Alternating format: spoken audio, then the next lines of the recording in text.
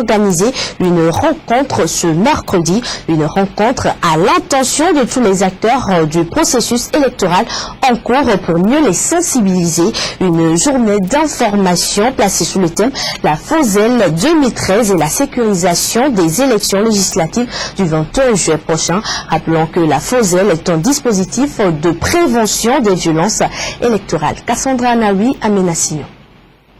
Avec pour mission de sécuriser les personnes et les biens, les corps habillés sont beaucoup plus sollicités en période électorale. Acteurs clés du processus électoral, ils sont appelés à jouer pleinement leur partition pour garantir un scrutin sans violence. Objectif de cette journée de sensibilisation et d'information organisée par le ministère de la Sécurité en collaboration avec le Haut Commissariat des Nations Unies aux droits de l'homme à leur endroit. Pour ce scrutin, ils vont opérer sous la bannière de la Force Sécurité Élections Législatives FOSEL 2013.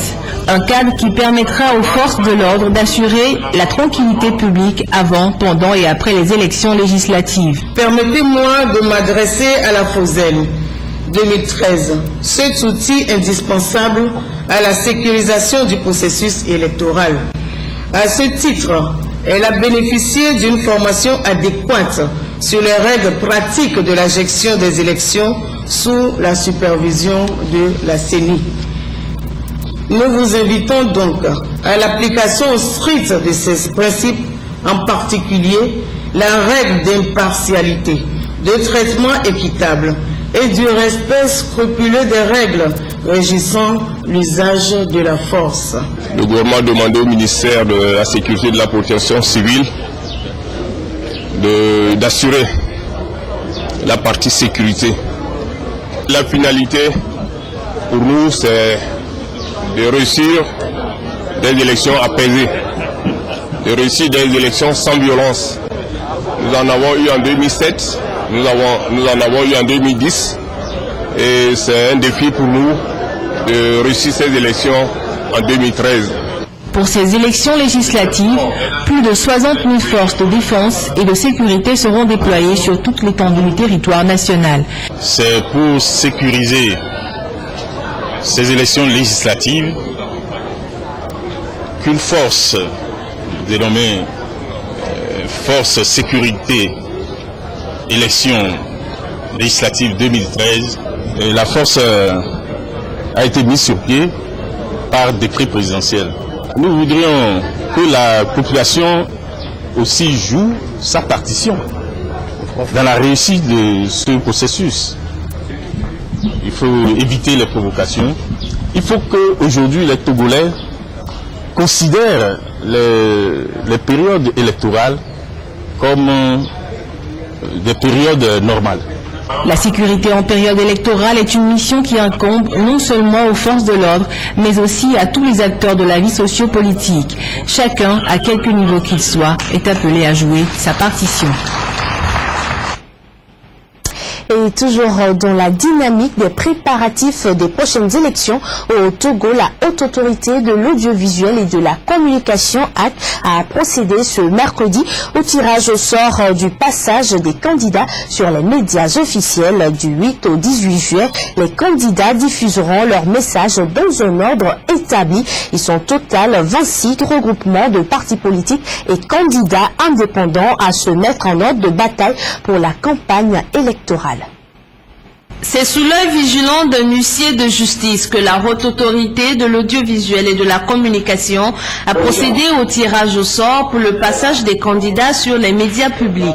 C'est la formation politique Santé du Peuple qui a pris la tête du classement pour le 8 juillet prochain. 3 passages sont prévus pour chaque regroupement de partis politiques ou candidats indépendants avec des caractéristiques spécifiques. Tous les candidats ont été classés dans plusieurs ordres. Il y a le groupe A, le groupe B, le groupe C, le groupe D. Je prends par exemple les partis politiques appartenant au groupe A, c'est 10 minutes. Ceux du groupe B, c'est 7 minutes. Nous avons des partis politiques qui couvrent 2/3 du territoire, vous en avez d'autres qui couvrent moins de 2/3 du territoire, d'autres qui couvrent 1/3 du territoire, d'autres qui couvrent moins d'1/3 du territoire. Et puis vous avez les indépendants.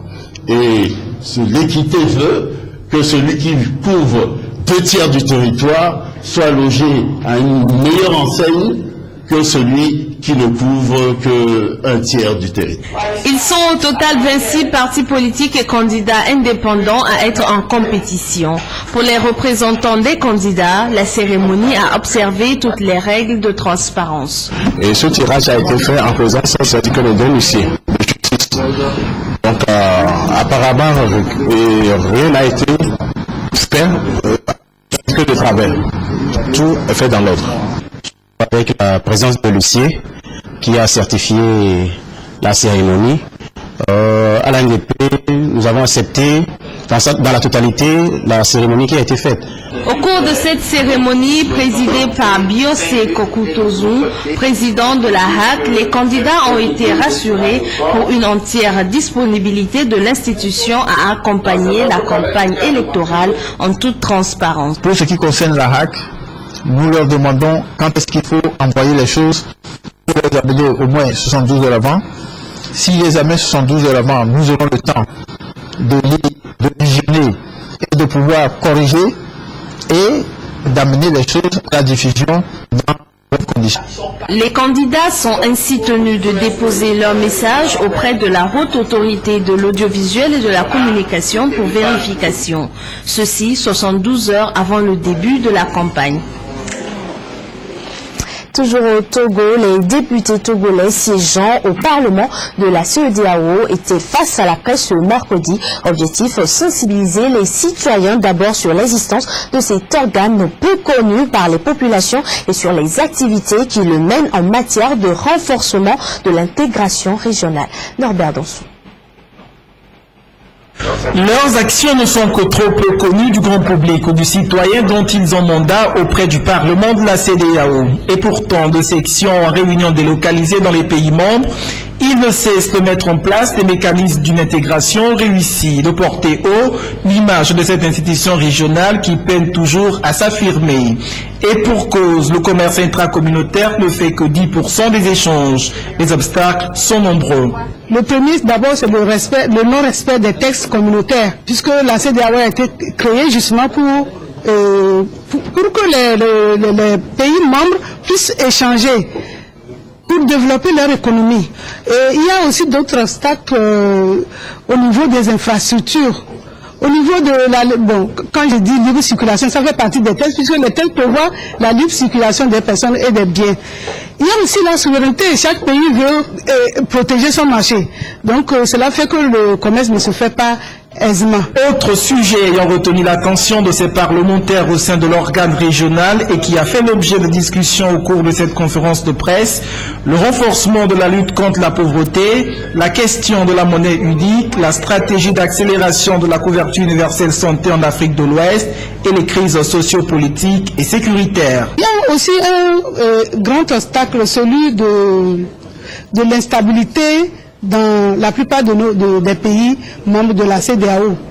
Il y a le problème de sécurité et de paix, et il y a le problème de gouvernance.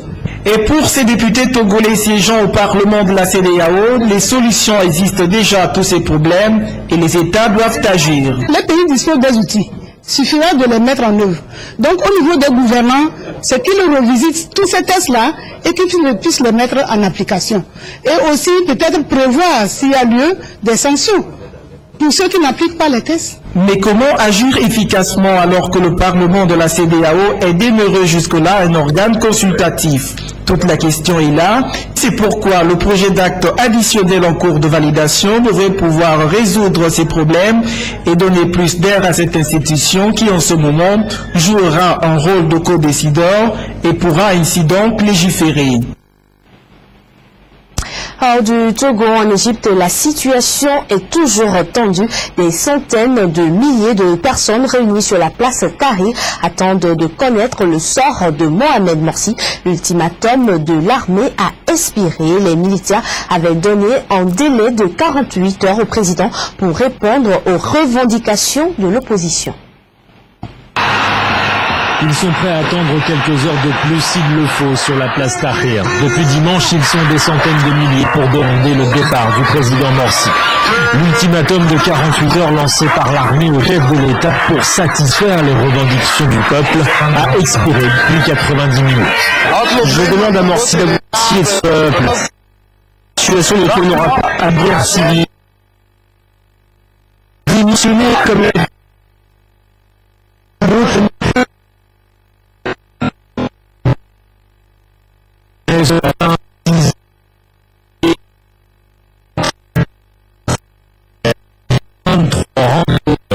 supporters du président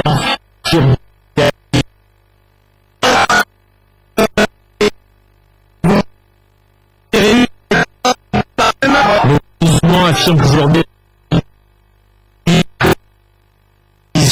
hier, Mohamed Morsi a tenu un discours combatif. Pas question de quitter le pouvoir un an seulement après la première présidentielle libre de l'histoire de l'Égypte. Il refuse, affirme-t-il, le diktat de l'armée.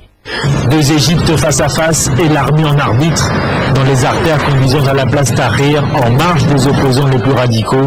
C'est l'inquiétude qui prévaut. J'ai peur pour l'Égypte. L'Égypte est en train de brûler. L'Égypte, c'est notre mère, c'est notre civilisation. Nous devons la protéger avec notre âme et avec notre sang. Alors pour l'instant, ils prient par centaines, certains sur des drapeaux égyptiens, sans savoir de quel côté le pays peut basculer. C'est officiel, Albert II, le roi des Belges, a annoncé son intention de quitter le trône. Il le fera le 29 juillet prochain, abdication annoncée lors d'une allocution radio-télévisée. Nous l'écoutons. Je constate que mon âge et ma santé ne me permettent plus d'exercer ma fonction comme je le voudrais. Ce serait manquer à mes devoirs et à ma conception de la fonction royale.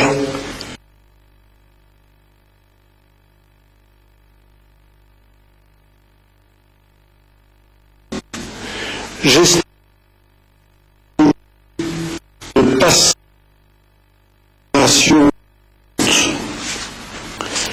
je constate que le prince Philippe est bien préparé pour me succéder.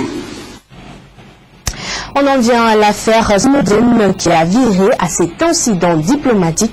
Le président bolivien Evo Morales, de retour de Moscou, a vu son avion interdit par plusieurs pays européens. Embarqué l'ancien agent de la CIA, Edward Snowden, celui qui est à l'origine des fuites sur le programme de surveillance de la RSA. Le président a dû atterrir en Autriche.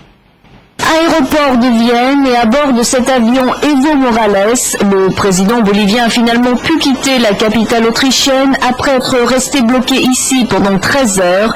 À l'origine de cette escale imprévue, la France, l'Italie, le Portugal et l'Espagne lui auraient refusé le survol de leur territoire, selon lequel Edward Snowden se trouvait à bord de son avion, rumeur qui a provoqué la colère du vice-président bolivien. Nous avons mis en œuvre une procédure pour dénoncer ces faits devant les Nations Unies.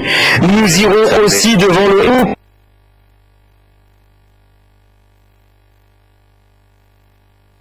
de violation des lois du trafic aérien. Cette mise en œuvre du président diplomate s'est déclaré en